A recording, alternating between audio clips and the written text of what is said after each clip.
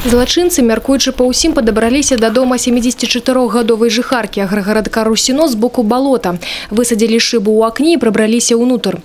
А паколькі большасць суседніх дамоў не жылы, на дапамогу бабулі па разліку злачынцам урад ці бы хто прыйшоў.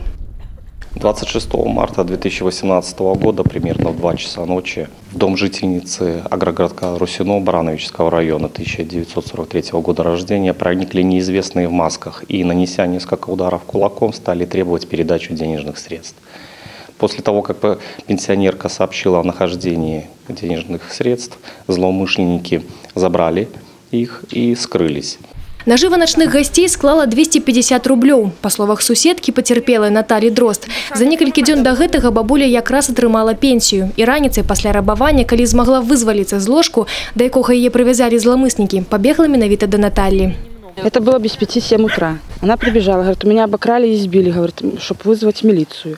Побитая была, синяк под глазом был, тут с левой стороны избита. Плакала, вот, и потом дочка приехала уже.